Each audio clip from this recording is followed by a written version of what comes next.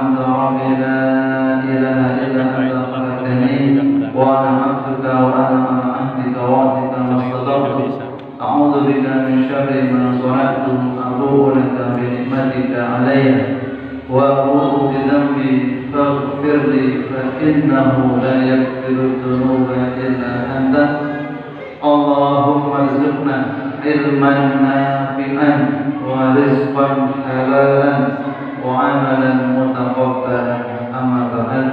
Bapak Ibu rahimahullah, karena senantiasa kita panjatkan puja dan syukur kita kepada Allah Subhanahu wa taala yang mana sampai saat ini, sampai detik ini insyaallah Allah masih sayang, Allah masih ridha kepada kita. Terbukti Allah masih memudahkan kita, langkah kita dalam bertolakul ilmi, dalam mencari ridha Allah, dalam rangka mempertanggungjawabkan waktu yang telah Allah berikan kepada kita, kesehatan yang telah Allah berikan kepada kita, rezeki, sehat, nikmat, sempat, semuanya itu akan diminta pertanggungjawaban. Dan malam hari ini bentuk tanggung jawab kita kepada Allah Subhanahu wa taala telah di akhirat ketika diminta pertanggungjawaban kita dapat menjawabnya. Salawat serta salam senantiasa kita haturkan kepada junjungan kita Nabi Muhammad sallallahu alaihi wasallam yang mana telah memberikan kita sesuatu yang sungguh-sungguh berharga, yang apabila kita kehilangan akan tinggalan dari Rasulullah, kita seperti binatang, kita tidak terarah, kita tidak tahu kemana langkah kaki kita ini harus dilangkahkan dan kemana mata kita ini harus kita tunjukkan dan di mana lisan ini harus kita ucapkan. Maka Al-Quran dan As-Sunnah sebagai sumber kebahagiaan, sumber petunjuk, sumber kehidupan yang hakiki, yaitu Al-Quran dan As-Sunnah. Kalau kita manusia sampai meninggalkan Al-Quran dan As-Sunnah, sudah barang tentu kita ini akan sesat dan menyesatkan. Bapak Ibu rahimahullah, seperti yang kemarin saya sampaikan Bapak Ibu, kalau ada waktu yang kosong, kemudian tidak ada berbarengan, panjenengan nanti akan sering-sering lihat saya, karena yukan serep itu sesuatu setiap saat dipakai ya harus siap. Bosan apa Ibu? Maka ya sebagai tambal sulamnya ya harus siap menambal ketika ada kebocoran. Bapak Ibu rahimahullah, kemarin sudah kita sampaikan materi yang saya sampaikan kemarin tentang apa ya Bapak Ibu? Bisa dibuka YouTube-nya, bisa dibuka apa ini rekamannya Pak Agus dan Mas Imam atau bukunya tentang apa? Tazkiyatul Nafs. Bapak Ibu rahimahullah, coba kita buka surah Asy-Syams. Kita buka surah Asy-Syams. Sambung. Nah, kita buka surah Asy-Syams. Bapak Ibu, a'udzubillahi minasyaitonir rajim. Bismillahirrahmanirrahim. Wasyamsi wa duhaha, demi matahari dan cahayanya di pagi hari. Wal qamari idza talaha, demi bulan apabila mengelilinginya. Wan nahari idza jallaha, demi siang apabila menampakkannya. Wal laili idza yaghshaha, demi malam apabila menutupinya. Was samai wa ma banaha, demi langit serta pembinaannya. Wal ardi wa ma qahaha, demi bumi serta penghamparannya. Wa nafsi wa ma sawaha, demi jiwa serta penyempurnaannya. Bapak Ibu rahimahullah, di sini Allah bersumpah dengan 7 ciptaannya yang sungguh-sungguh besar. Allah bersumpah dengan ciptaannya berapa Bapak Ibu? Ada 7 ayat. Yang pertama Allah bersumpah demi wasyamsi, demi matahari, wal qamari, demi bulan, wan nahari demi waktu siang, wal laili demi waktu malam, was samai demi langit, wal ardi demi bumi, wa nafsi demi jiwa, demi langit, demi jiwa, demi malam, demi siang, demi matahari, demi bulan. Ini maksudnya apa loh? Allah sampai bersumpah dengan makhluknya yang tidak hanya 1, 2, 3. Kalau kita bersumpah, artinya ada sesuatu yang penting yang akan kita sampaikan. Ini ngomong ya. Aku mencuri, aku tidak mencuri, aku tidak maling. Kalau tidak didahului dengan sumpah, seakan itu kata-kata biasa. Tenang, aku orang nyutuh semua. Ya, tenang, aku orang nyutuh semua. Itu masih ya. Tapi kalau sudah demi Allah aku tidak mencuri, artinya pernyataan tidak mencuri menjadi sesuatu yang penting. Karena didahului dengan sumpah demi Allah, esok mau aku orang nyutuh. Artinya ya benar-benar dia tidak melakukan perbuatan atau sebaliknya. Malam Jumat aku selesai masjid. Itu sesuatu yang belum ada penekanannya.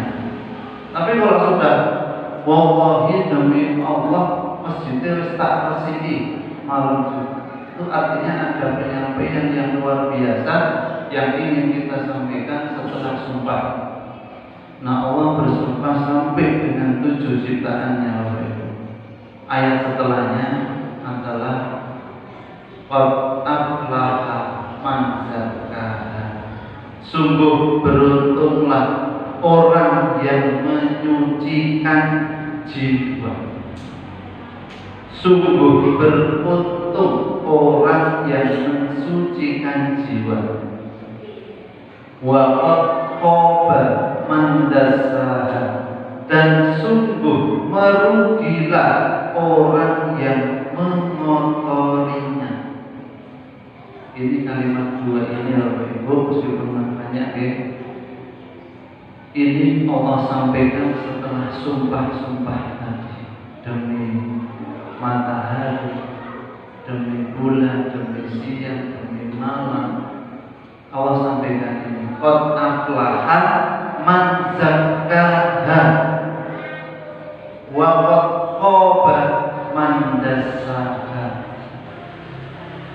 Orang yang mensucikan diri akan beruntung, dan orang yang mengotori jiwanya, mengotori dirinya, dia akan binasa atau merugi. Penting titik, tidak ada tawar-menawar. Pensucian jiwa itu apakah sekali disucikan kemudian bersih? Tidak. Banyak cobaan dan godaan. Tapi kalau mengotori, ini mudah. Makanya Ibu rahimahullah, tandana menika gampil sing resiki nopo gampil sing ngotori. Gampil sing ngotori. Nggih, Pak. Yang sing resiki niku kadang bola-balik dari masjid, tapi yang sing ngredeti niku kan sama dengan jiwa ini, dengan jiwa kita ini ketika dibersihkan itu perlu proses, perlu waktu. Tapi ketika dikotori itu mudah sekali terkotori. Allah dalam pencucian jiwa, dalam membersihkan jiwa kita ini kita harus kembali kepada sejarah, yang mana ketika manusia ini diberikan Allah limpahan kesehatan, limpahan harta, jabatan yang tinggi, maka kecenderungannya meninggalkan agama.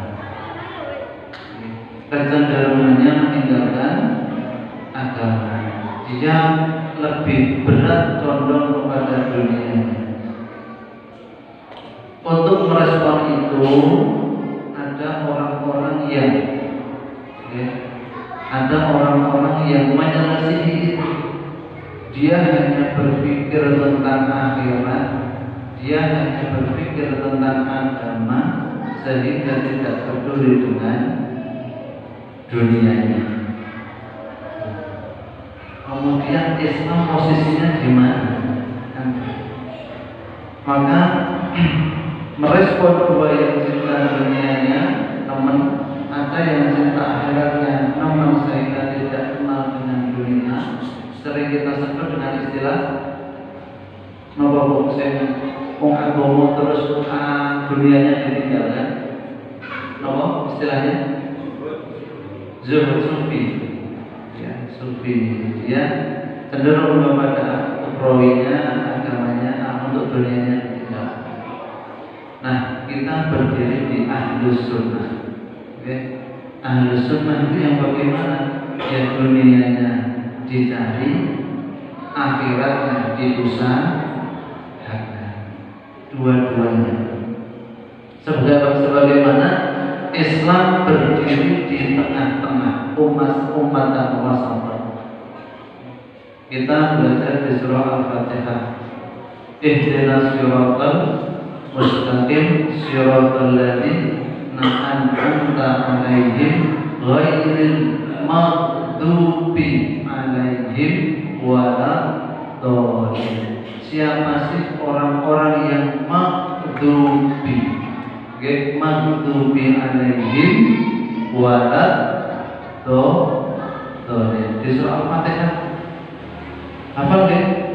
Ihdinas siratal mustaqim siratal ladzina an'amta 'alaihim ghairil maghdubi. Sinten orang-orang yang maghdub, yang Allah murkai itu, yaitu orang-orang Yahudi.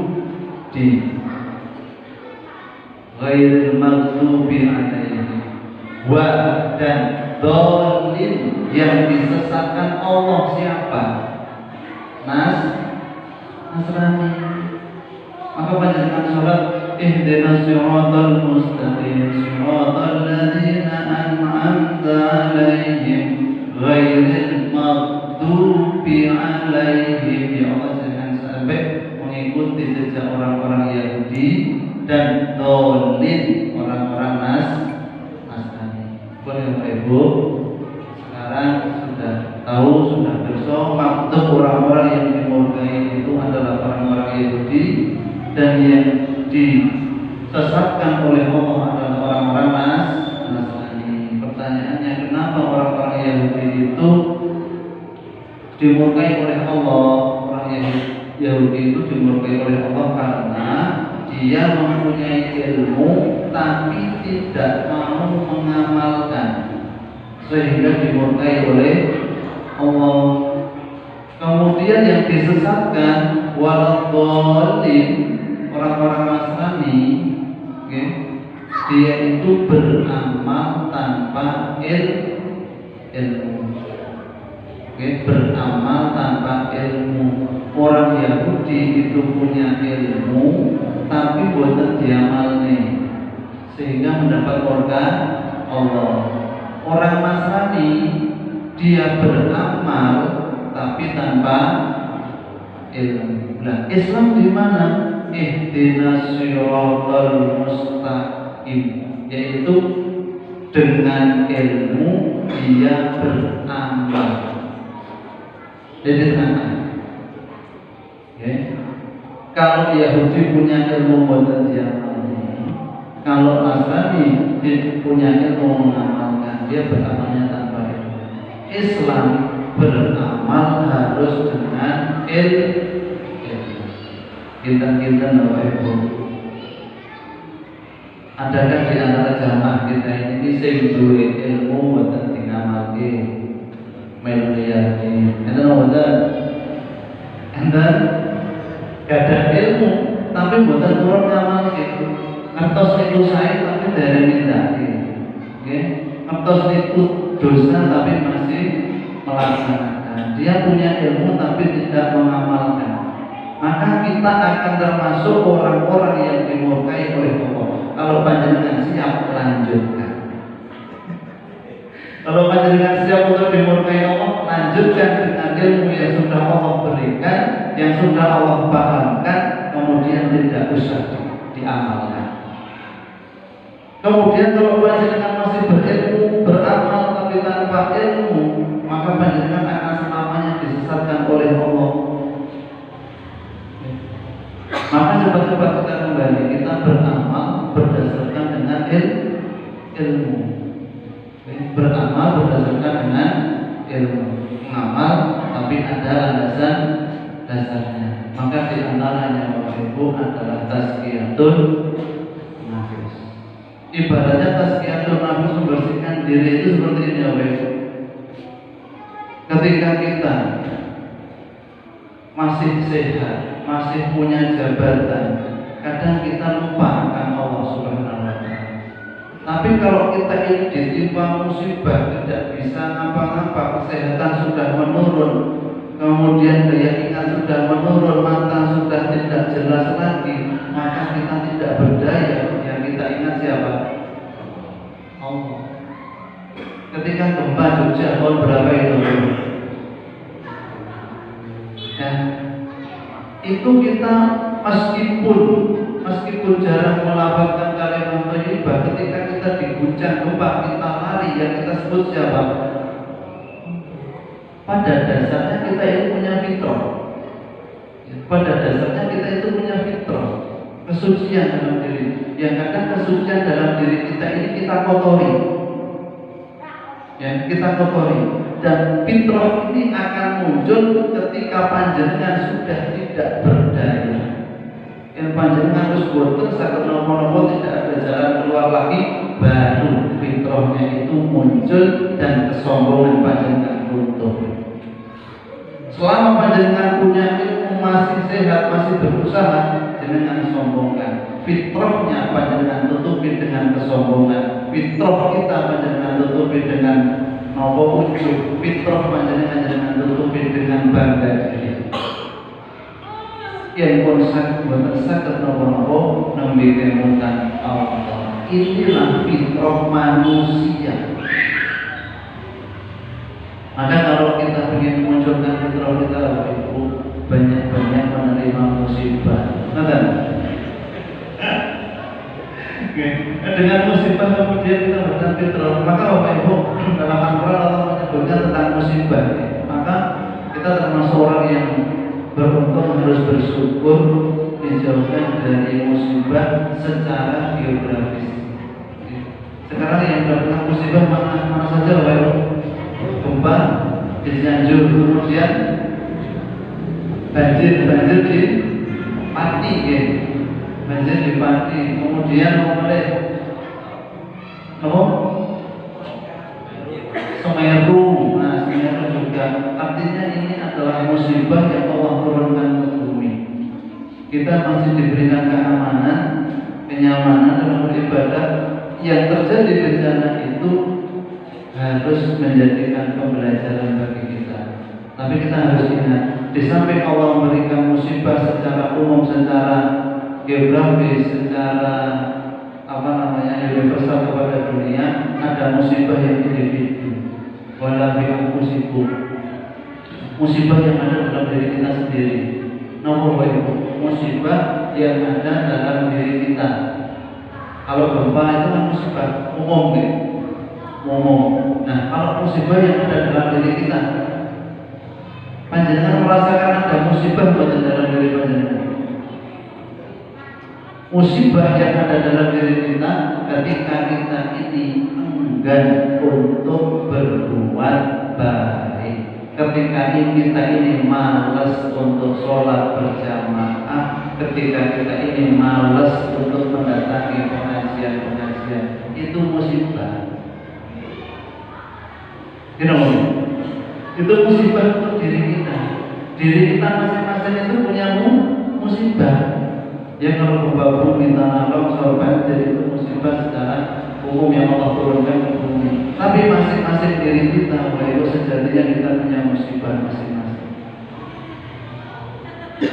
dari musibah-musibah itu Allah ingin mengingatkan kita tentang fitrah, tentang kesucian diri kita. Maka diingatkan dengan musibah. Maka musibah itu ibaratnya lemparan batu kecil kepada kita agar kita menghadap ke atas kepada Allah. Lemparan batu kecil agar kita ingat tentang Allah. Musibah-musibah itu untuk mengembalikan, itu adalah kasih sayangnya Allah kepada kita, agar kita ingat kepada Allah. Jangan kebalik mendapatkan musibah Allah tidak sayang kepada saya. Justru dengan musibah itu Allah sayang untuk menimbulkan kefitrahan kita, ingin menunjukkan lagi kesucian diri kita, bahwa kita ini tidak bisa apa-apa. Bapak Ibu rahimahullah, kita lanjutkan. Maka fitrah kita harus dijaga, kita harus dijaga kesuciannya, kebersihannya. Dalam tazkiyatun nafas, mensucikan jiwa, Bapak Ibu, ada 10 kaidah. Sesuatu itu pasti ada kaidahnya. Kalau dalam bahasa Arab ada kaidah bahasa Arab yang namanya nahwu. Kemudian kalau di bahasa Inggris di situ ada kaidah yang harus diikuti namanya grammar. Kalau dalam bahasa Indonesia tata bahasa. Semuanya ada kaidahnya. Fikih juga ada kaidahnya. Qawaidul fikih. Semua ilmu ada kaidahnya. Nah, dalam kaidah ini agar kita tidak keluar, tidak salah jalan, maka dalam tazkiyatun nafas itu ada 10 kaidah. Yang pertama, kaidah yang pertama adalah tauhid kepada Allah Subhanahu wa taala. Tidak mungkin, mustahil kita mengatakan aku mensucikan jiwa kok melaksanakan syirik, kok menduakan Allah. Tidak mungkin, karena pondasi dasar untuk kesucian jiwa itu adalah tauhid kepada Allah. Tidak mungkin orang yang menduakan Allah musyrik itu mendapatkan kesucian jiwa, karena fitrah kita ketika kita dalam rahim ibu, kita sudah diambil sumpah alastu birabbikum, panjenengan jawab ibu, qalu bala syahidna, terus ya Allah panjenengan Tuhan kami. Nasib kemutan, ketika sudah dilahirkan sampai balik sudah tidak ada dosa. Setelah balik lari janji. Qalu bala syahidna, itu fitrah kita. Fitrah kita adalah mengakui bahwa Allah adalah Tuhan.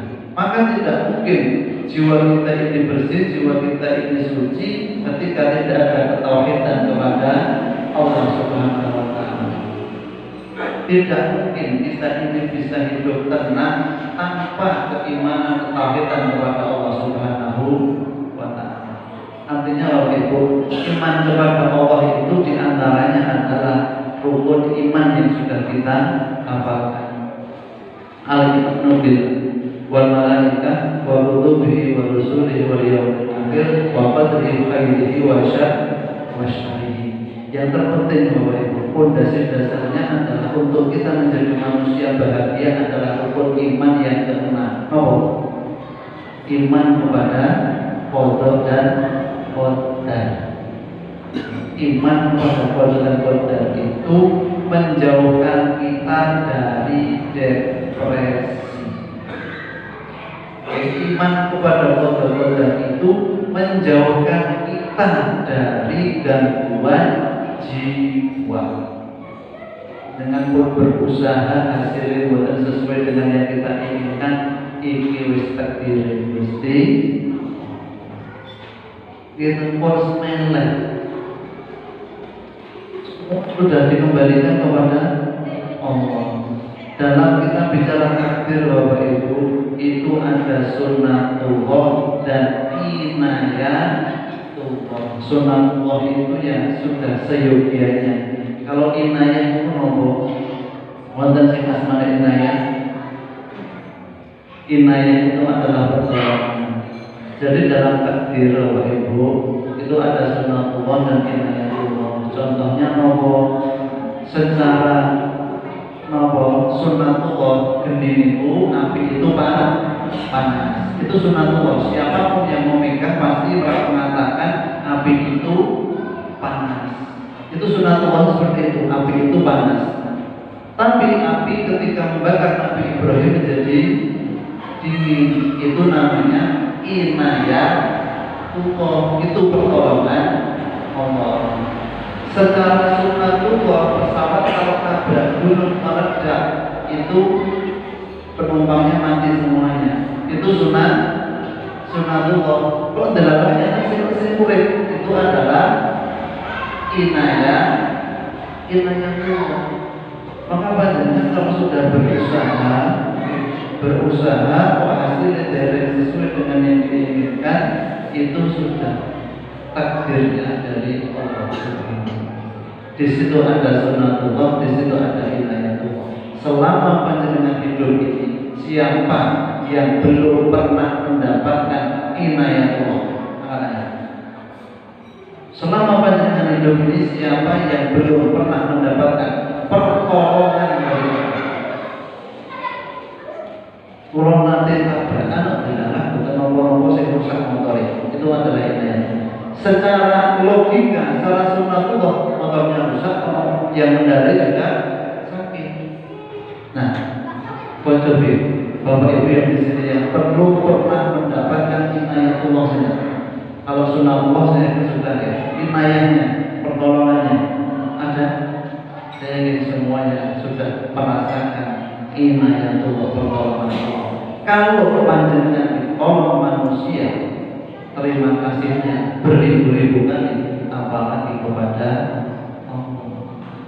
Kalau kita sudah merasa sudah banyak ditolong oleh Allah, beranikah kita meninggalkan apa yang sudah diperintahkan oleh Allah? Ini akidah.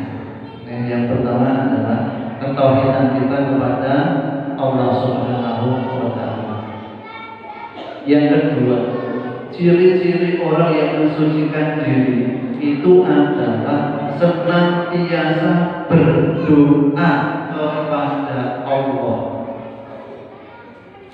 Ciri-ciri orang yang mensucikan jiwa, dia dekat dengan Allah satu.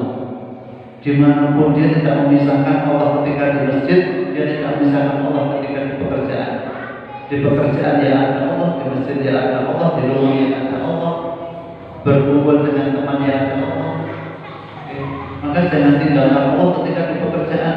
Kalau panjenengan mengatakan di pekerjaan Allah tidak diikutkan, panjenengan berani berbohong, panjenengan berani menipu. Karena Allah hanya panjenengan taruh di masjid. Ketika panjenengan di masjid, kita Allah. Ketika di pekerjaan, Allah ditinggalkan, jangan sampai. Maka Allah bawa kemana-mana. Ini orang yang mensucikan diri senantiasa menghadirkan Allah dimanapun dia berada. Kemudian yang kedua, senantiasa berdoa. Rasulullah SAW itu kan orang yang sudah dijamin surganya.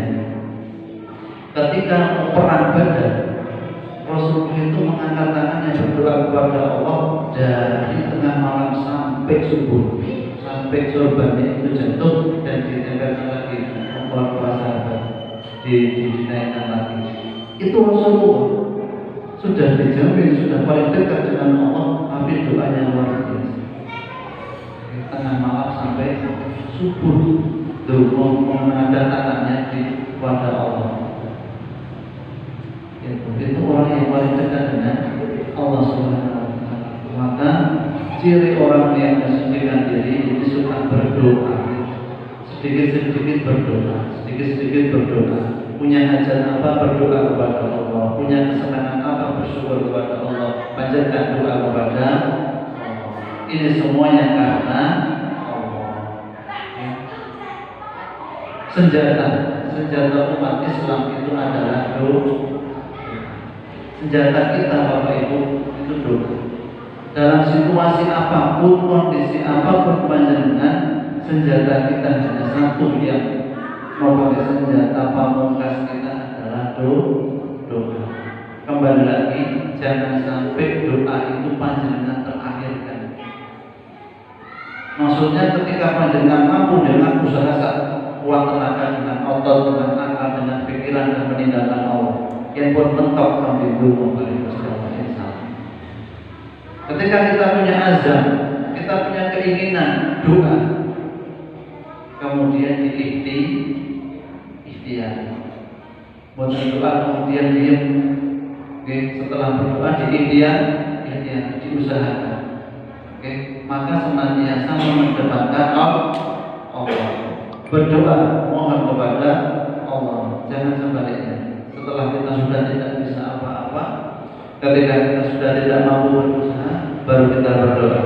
Kemudian yang ketiga, ciri orang yang mensucikan diri adalah menjadikan Al-Quran sebagai sumber ilmu. Satu, yang kedua, sumber penyucian jiwa.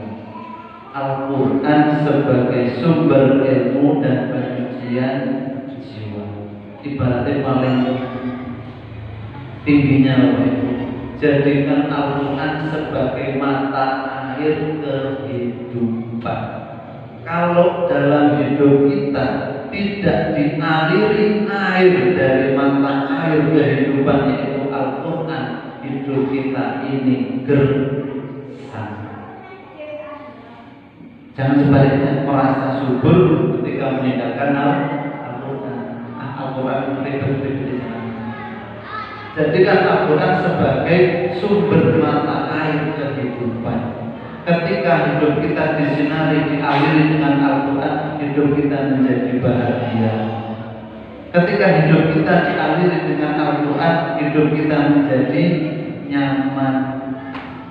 Hidup kita ketika dialiri Al-Quran, ketika mengedepankan Al-Quran, ketika itu belajar Al-Quran, hidup kita menjadi penuh kebahagiaan. Mungkin hidup kita saat ini belum bahagia, banyak cobaan. Mungkin kita masih setengah-setengah dalam mengamalkan Al-Quran. Maka mari sumber kehidupan Al-Quran ini kita buka kerannya. Kita airnya yang ada kita lebar. Bagaimana caranya?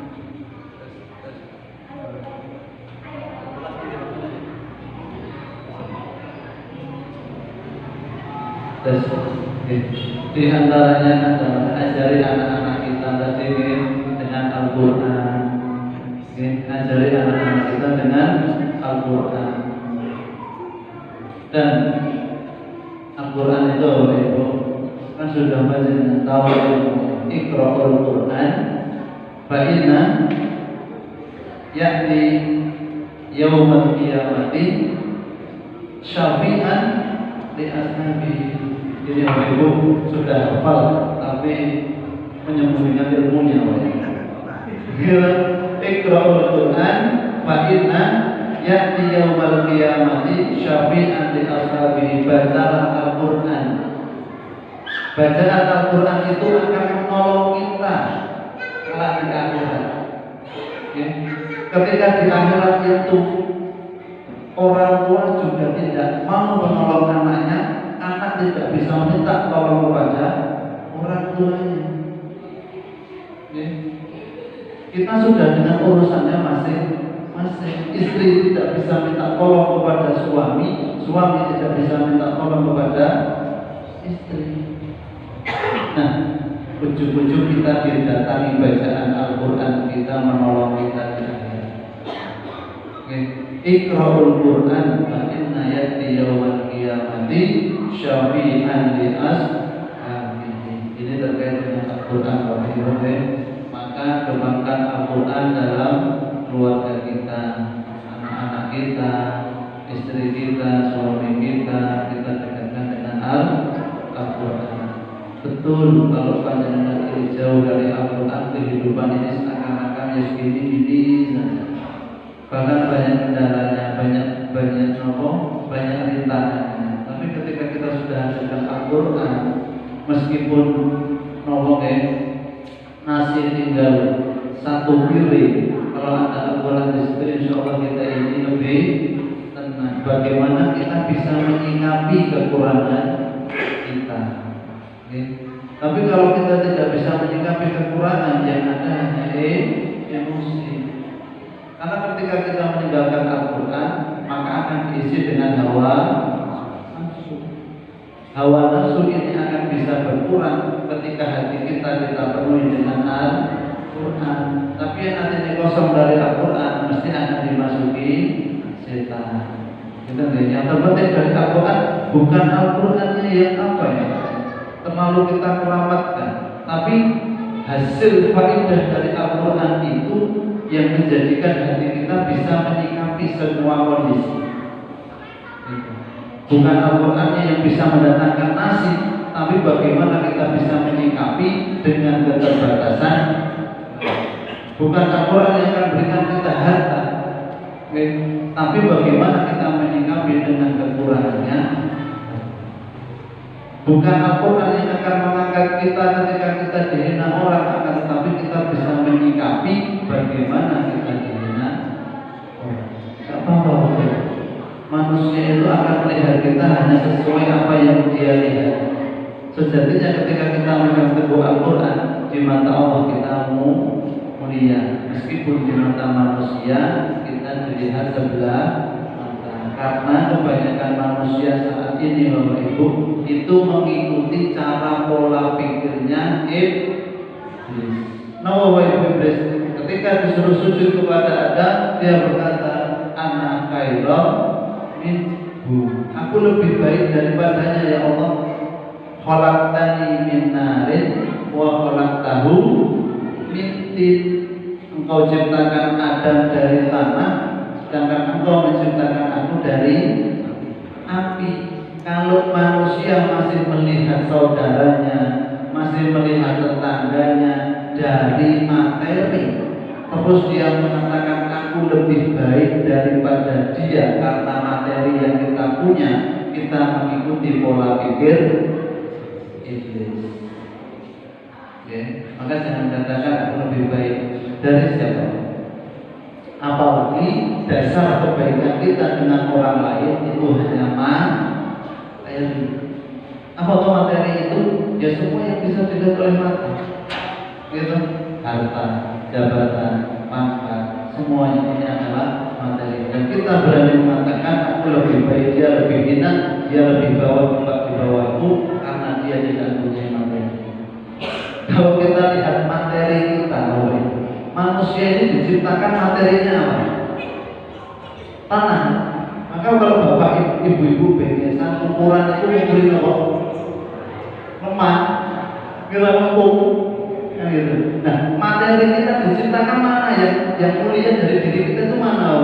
Kita diciptakan dari tanah, dari lempung. Manusia diciptakan dari dua unsur, air dan tanah. Mana yang membuat manusia mulia di mana? Karena materi diciptakan kita ya dari tanah.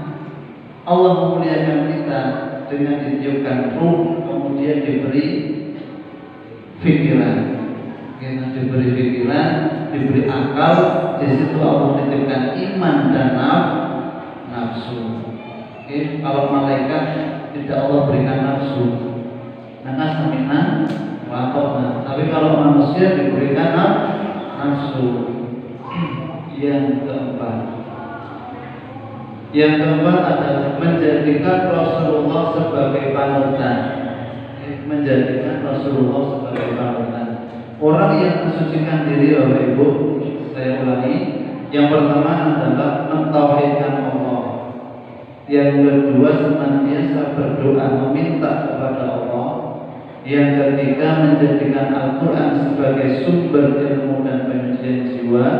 Yang keempat menjadikan Rasulullah sebagai panutan, uswah kita, qudwah kita, contoh kita, suri tauladan kita hanya Rasulullah.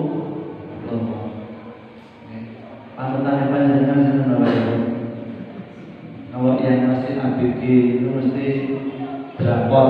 Panjenengan kertas drakor ngertos? Ibu-ibu kertas, masya Allah. Apa terakhir itu? Dia punya sampingnya satu yang diboleh itu, itu punya papan yang buat tulis itu, apa namanya itu? Yang buat ujian, yang papan kecil ada tulisannya atas. Di situ namanya artis-artis Korea. Itu awal-awal masuk, tapi sekarang sudah dihapus semuanya. Kita tidak memerintahkan, kita ini cuma kita berikan pengetahuan. Maka suri tauladan kita yang kita tokohkan, yang kita idolakan adalah Rasulullah. Itu butuh kehidupan yang sudah sempurna. Rasulullah. Sedikit-sedikit bagaimana Rasulullah menghadapi ini, bagaimana Rasulullah dengan tetangga, bagaimana Rasulullah dengan keluarga, bagaimana Rasulullah ketika memimpin umat ini. Kemudian yang kelima, mau melalui proses pembersihan kotoran jiwa. Yang pertama, yang kelima adalah mau melalui proses pembersihan kotoran jiwa. Di antara kotoran jiwa kemarin sudah kita sampaikan, Bapak Ibu, yang mengotori jiwa kita di antaranya iri, dengki, sum'ah, dan sebagainya. Itu adalah kotoran-kotoran kita. Kotoran-kotoran kita itu yang masih ada rasa sombong, iri, dengki, hasad, dan sebagainya. Itu adalah kotoran dan yang disenangi setan. Itu dibersihkan. Kemudian setelah kita bersih-bersih, hiasi dengan amal soleh. Ini masih poin kelima. Bersihkan diri kita, bersihkan jiwa kita. Setelah dibersihkan, dihiasi. Kita panjenengan menghiasi rumah dengan hiasan yang baik. Ini rumah yang pendek, ribut. Iya, nanti tidak kelihatan bagus. Maka setelah dibersihkan, baru dihiasi. Sama dengan jiwa kita, bersihkan dulu jiwa kita. Setelah bersih, kemudian nanti dihiasi dengan amal soleh, dengan kebaikan, dengan ucapan yang baik. Karena Bapak Ibu, kalau hati kita ini sudah bersih, ini otak kita juga bersih, mata kita bersih, lisan kita bersih, tangan kita bersih, kaki kita bersih. Maka orang yang mensucikan diri di antaranya tutur katanya itu akan baik. Tutur katanya baik, tidak berkata kotor. Itu artinya jiwanya bersih. Tidak mungkin jiwa yang bersih mengeluarkan kata-kata yang tidak baik, pandangan mata yang tidak baik, pikiran yang tidak baik, tingkah laku tangan dan kaki yang tidak baik. Maka kalau sudah bersih, insya Allah semuanya bersih. Maka tergantung hati kita bersih atau tidak. Yang kelima adalah kita mau melakukan proses pembersihan diri. Sebisa mungkin meninggalkan rasa sombong. Tinggalkan rasa sombong itu angel nopo angel. Kadang ketika kita diberikan ujian harta, kita itu tidak sombong. Tapi ketika sudah diberikan sedikit saja, itu sudah seakan-akan memiliki dunia. Semua orang kontrak yang punya hanya dia sendiri. Ketika kita itu diberikan kelebihan, harta. Kemudian menghiasinya, hiasi dengan kebaikan, sedekah, infak, berkata yang jujur, saling menasehati dan lain sebagainya. Nah kita Bapak Ibu, sampai saat ini masjid kita ini diproses mana? Panjenengan memposisikan masjid kita ini masih bersih-bersih jiwa kita yang kotor atau sudah proses penghiasan diri? Proses yang mana Ibu? Keduanya proses berdua, semuanya jalan. Ada di antara kita yang sudah menghias diri, ada ada yang masih bersih.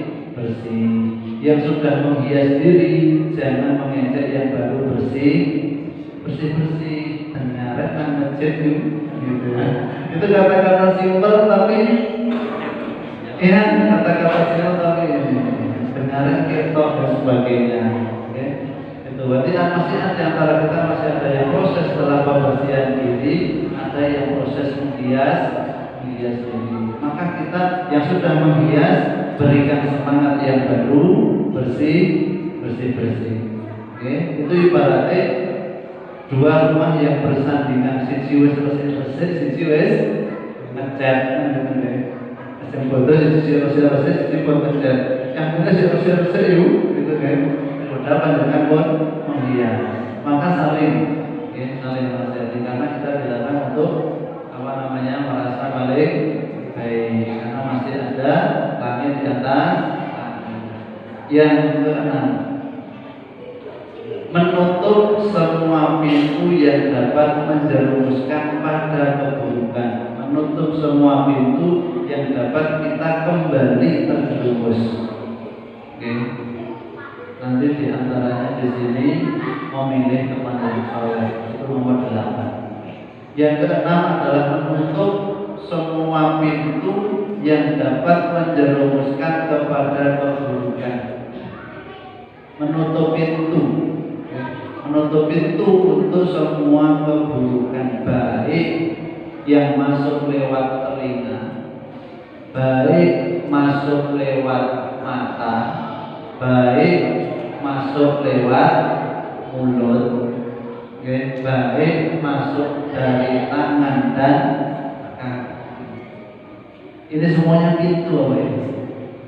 Pintu kebaikan dan pintu keburukan, pintu pahala dan pintu dosa. Lisan kita itu keluar masuknya, pintunya lewat mulut, lewat telinga, kan gitu. Lewat telinga bagaimana Bapak? Kalau dengarkan Al-Quran ditutupi, kalau ada orang rasan-rasan dibuka, gitu kan pintu masuk. Kalau sebaliknya, maka kita harus sudah sebaliknya. Ketika ada orang diberitakan, buka telinga kita lebar. Ketika ada orang rasa-rasa ditutup rapat. Maka insya Allah kesucian kita bisa selamat. Oke, ibaratnya ada satu yang seneng rasa-rasa seneng gibah, yang nutup kok 100, dia mau rasa-rasa dengan siapa? Oke, rasa-rasa dengan siapa? Kan gitu. Maka pintu-pintu kejahatan, pintu-pintu kebaikan yang ada dalam diri kita, mari kita buka seluas-luasnya untuk kebaikan dan kita tutup rapat-rapat untuk dosa. Kalau kita ingin membersihkan diri, diantaranya harus. Kemudian yang ketujuh Bapak Ibu, zikrul maut.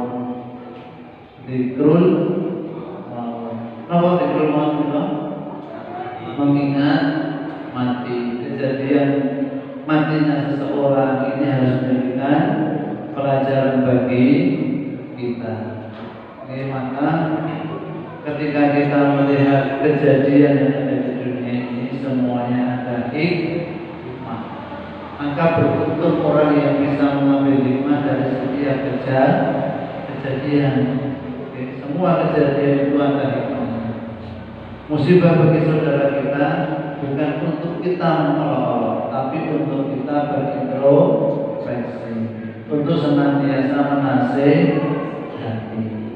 Karena orang menasehati itu buat kita ngomongnya enteng, tapi resikonya berat. Paling ke orang yang ngomong itu dirinya sendiri sudah melakukannya. Gitu, buat. Selanjutnya sampai 9 ya? 10 9. Zikrul maut. Kemudian yang ke-8, memilih teman yang soleh, memilih teman yang baik. Ini masuk dalam apa itu? Tomboati itu ya, tomboati. Wong kang soleh kumpulono, orang soleh kita saat ini kondisi hati kita tanya Bapak Ibu, ketika ada orang soleh kita senang atau malah kita musuhi? Oke, kita tanya dalam diri kita masing-masing, ketika ada orang soleh itu hati kita senang atau malah kita musuhi dan sebagainya. Kemudian yang kesembilan, hati terhadap sikap ujub. Hati terhadap sikap ujub. Ujub itu apa? Bangga diri. Ujub. Maka kemarin sudah disampaikan ketika baru datang, jangan sampai amal ibadah kita ini batal apa? Batal pahalanya. Ketika itu kan hujan deras ya, malam Kamis itu kan hujan deras. Maka satu hari datang pembukaan tausiahnya, pahala kita yang datang ke pengajian ini jangan sampai batal. Dengan alasan apa? Jangan sampai yang sudah datang di pengajian dengan hujan deras ini ngerasani sing ora nanti jenengan komandan tekan mriki lenggah ngrasani sing jenengan rasani nonton TV itu aliran ganjaran pengajian penak. Maka jangan sampai amal ibadah kita ini batal. Itu pertama kali datang. Maka Bapak Ibu hati-hati terhadap sikap ujub, merasa yang lebih baik ketika kita ini sudah hujan-hujan datang ke pengajian kemudian kita menghinakan yang kita tidak boleh. Jaga hati, hatinya dijogo, yang hatinya dijogo ini kedah dijogo, bahkan hatinya dijogo mana ini macul dan rasa, maka ini juga harus dijaga. Oke, kemudian wis jogo hati, wis jaga lisan, kotoran nang brune masuk di telinga, ini juga harus segera ditutup. Masya Allah. Oke, untuk mendekatkan diri kepada Allah perlu berjuang. Untuk menjadi kekasih Allah, untuk orang yang dirindukan surga, ini butuh berjuang. Kemudian yang terakhir, mengenali jiwa dan karakter kita, baik dan buruknya. Mengenali jiwa dan karakter kita, introspeksi diri. Yang pun ngerasa resik kan boten perlu sing enten sing diresiki meneh. Kan boten. Omah wis resik, kalau kita sudah berpikir bersih, opo sing harus diresiki? Sama dengan diri kita, kalau sudah tidak kotor, sudah merasa bersih, maka tidak perlu bersih-bersih lagi. Yang pun perbuatan resik-resik, pikiran yang meresiki orang lain, ini yang baik. Maka tidak ada di antara kita ini yang sudah bersih. Semua punya kotoran.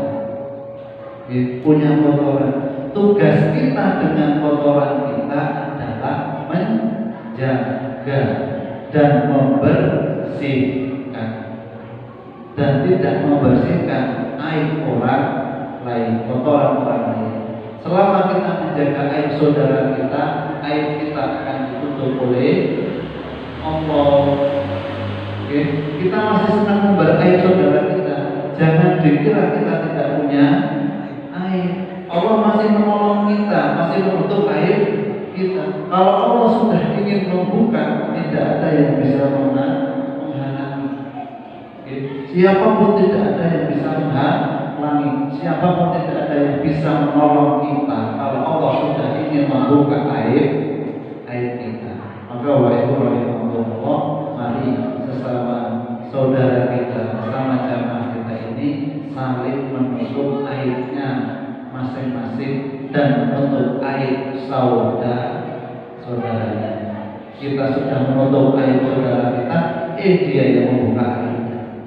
Nah, ini kan malah membuat hati kita nanti terkotori. Bapak Ibu rahimahullah, ada 10 poin kaidah dalam mensucikan diri. Ibu maksudnya ini, yang pertama Bapak Ibu, tauhid kepada Allah. Yang kedua, senantiasa berdoa. Yang ketiga, menjadikan Al-Quran sebagai sumber ilmu. Yang keempat, menjadikan Rasulullah sebagai uswah atau panutan. Yang kelima, mau melalui proses kebersihan diri dan menghiasi. Yang keenam, menutup semua pintu yang dapat menjerumuskan kepada keburukan. Yang ketujuh, mengingat mati. Yang kedelapan, memilih teman yang soleh. Yang kesembilan, hati-hati terhadap sikap ujub. Yang terakhir, kenali jiwa dan karakter kita, baik dan buruknya. Semoga usaha kita tidak ada yang bisa memastikan lebih dekat kepada Allah dibanding orang lain, tidak bisa memastikan. Ini hanya ikhtiar kita, usaha kita dalam rangka taqarrub ilallah, dalam rangka mendekatkan diri kepada Allah Subhanahu wa Ta'ala. Semoga proses kita dalam membersihkan jiwa, dalam mendekatkan diri kepada Allah, mendapatkan jalan kemudahan, diberikan cobaan yang ringan, karena semua cobaan itu Allah sudah sampaikan mampu kalian lewati. La yukallifu nafsan illa wus'aha. Kita semuanya Allah berikan ujian itu sudah diukur dan ditangkap, dan yakin bahwa ujian yang kita terima ini mampu kita lewati, dan ujian di antara kita ini berbeda-beda. Tidak ada manusia yang tidak diuji.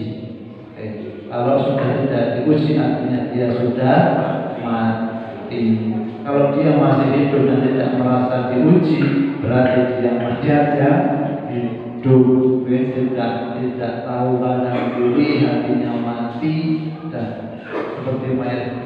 Karena Bapak Ibu, semoga kita benar-benar dimuliakan oleh Allah dalam segala ketaatan, dan diberikan rintangan dan kesusahan dalam keinginan